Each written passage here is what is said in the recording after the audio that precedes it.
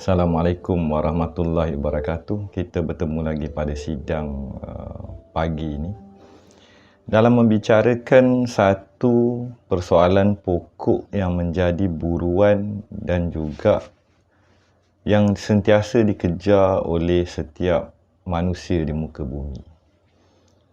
Dan dikatakan barang itu ada di tanah Melayu, maka kita berkisarlah dengan persoalan pokoknya harta Gunung Ledang, lombong Nabi Allah Sulaiman, harta karun yang paling besar di muka bumi yang dikatakan berada di tapak lembah tua tanah Melayu yang berdaulat ini.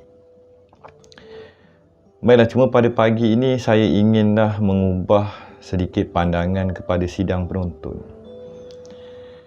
Apa kata kita melihat semula penceritaan ledang itu daripada segi anugerah dan kurnia pemata daripada Yang Maha Esa yang tidak merujuk kepada batuan emas, batuan perak, intan permata dan gemerlap dan kilauannya batu-batu yang tidak memberi kesan kepada insan tersebut.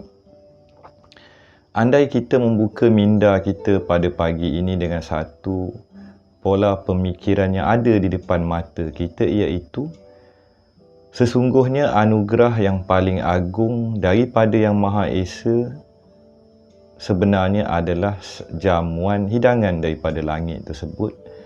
Jadi apakah maksudnya kalau kita mengambil jalan yang lebih mudah akan jamuan dan hidangan daripada rumah asal kita dahulu kala?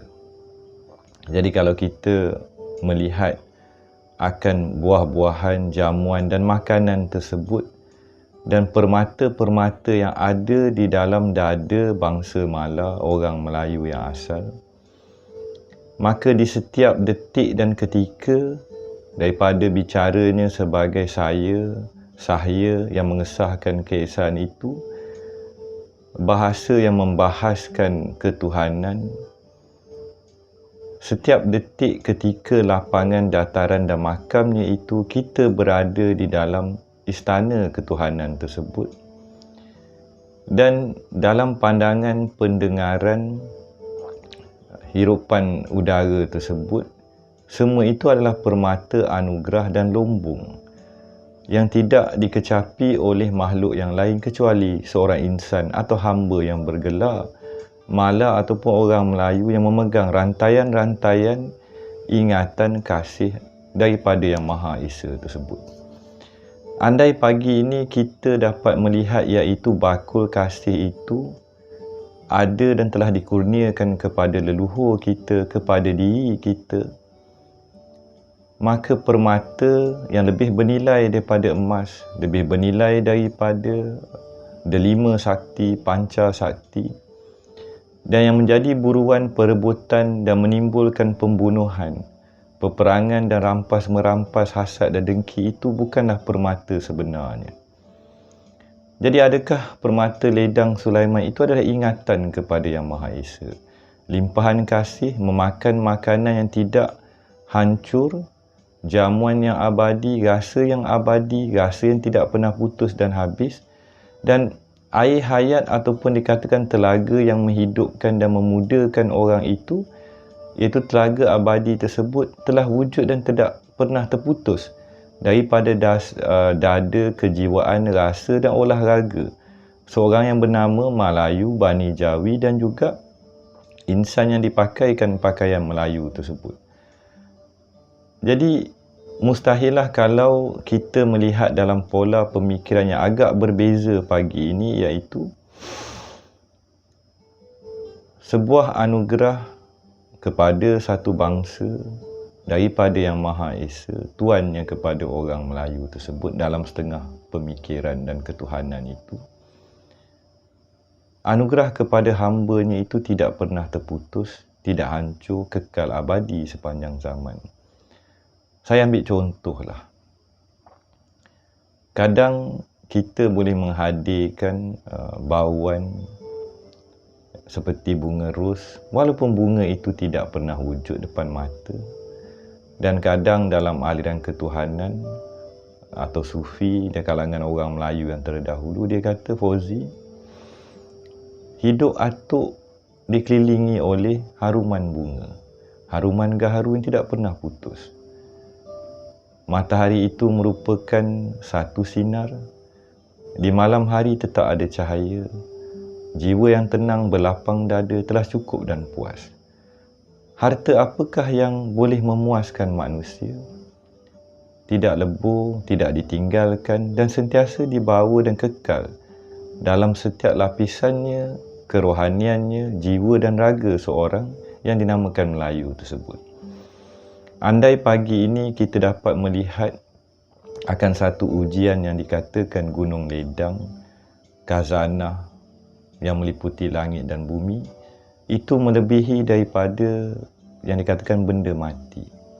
Bukankah kalau kita menjiwai yang itu dan akhirnya kita melihat iaitu pada setiap saat, setiap detik, jamuan rasa, jamuan kasih, jamuan permata, pandangan, pendengaran, lidah yang merasa setiap gelora, kalimah dan bahas asa yang dikeluarkan daripada lidah saya ini merupakan satu keindahan permata yang merupakan bukan barang yang kita miliki.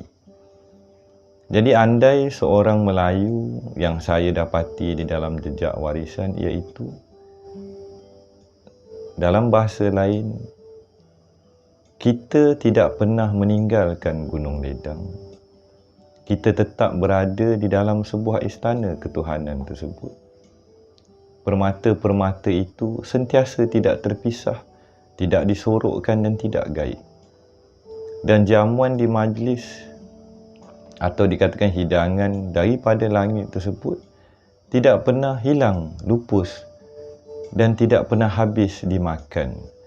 Dan tidak perlu dicari-cari, dikejar, bergaduh, menumpahkan darah, berperang akan suatu khazanah yang unik dan juga sangat teristimewa kepada setiap insan yang bergelar Melayu tersebut. Maksud dia, kalau itu adalah emas, emas itu hanyalah milik pandangan seorang hamba sahaya Melayu. Tidak dipandang, tidak mampu dilihat oleh insan atau hamba yang lain. Maka harta tersebut, khazanah tersebut hanyalah untuk pandangan seorang hamba itu yang menjadi rahsia kepada diri hamba itu dan tidak dapat dipandang oleh insan atau manusia yang lain. Maksud dia, maha besar Allah itu, maha kuasa, maha sangat memilih, maha sangat terahsia, iaitu setiap hadiah kepada anak-anak berbangsa Melayu ini telah dibungkuskan, dibekalkan dan hanya satu-satu itulah kepada setiap insan tersebut. Dan barang itu tidak sama dengan insan ataupun hamba yang lain. Dalam kesamaannya dimaksudkan hidangan tersebut sebenarnya tidak lupus. Tidak lekang dek panas dan orang kata apa, tidak basah di hujan, tidak lekang dek panas kan.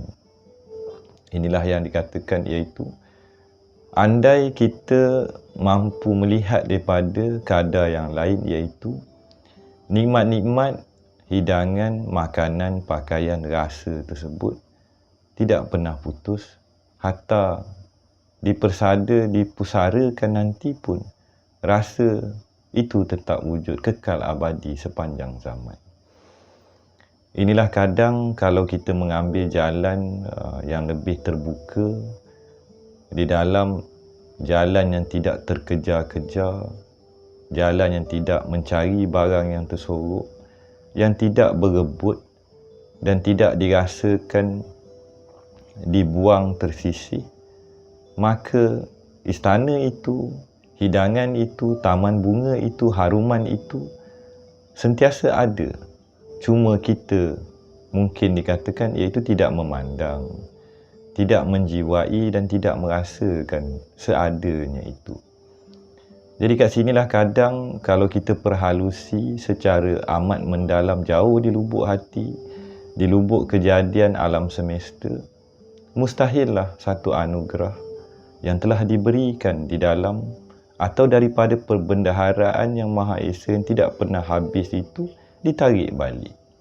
Kadang orang Melayu kata dah ambil balik buruk siku kan. Jadi inilah sebahagian perkongsian hamba di waktu pagi hari ini, iaitu akan satu pandangan yang agak berbeza daripada satu penceritaan yang lebih berpaksi dan merujuk kepada suatu penzahiran dan kadang orang cakap benda yang mati, iaitu batu-batu, permata, walaupun cantik pada pandangan zahir, kekal sepanjang zaman, tetapi apakan daya kalau dikatakan kita campaklah emas, permata itu di matahari ataupun bumi ini berantakan digulung, semua harta ini akan hancur lebur. Maka anugerah aku yang manakah, nikmat aku yang manakah hendak engkau ingkari itu telah terbatal. Jadi kadang kalau kita bicara macam ni, orang kata hanya orang gila cakap macam tu, maksud dia apa? Maksud dia macam ni lah. Kadang kita katakan, ada tak bau itu? Ada tak rasa itu? Ada. Sentiasa ada. Jadi semuanya telah disediakan oleh Tuannya. Baiklah, sebelum hamba menghabiskan nukilan ini, maksud dia macam ni dah. Andai kita ini seorang hamba kepada seorang raja yang sangat kaya, yang mempunyai istana yang sangat besar, maka telah berlaku akad antara hamba dan tuannya. Pastilah satu bilik disediakan untuk hambanya itu daripada kalangan hamba-hamba yang soleh dan juga taat setia kepada tuannya itu yang satu.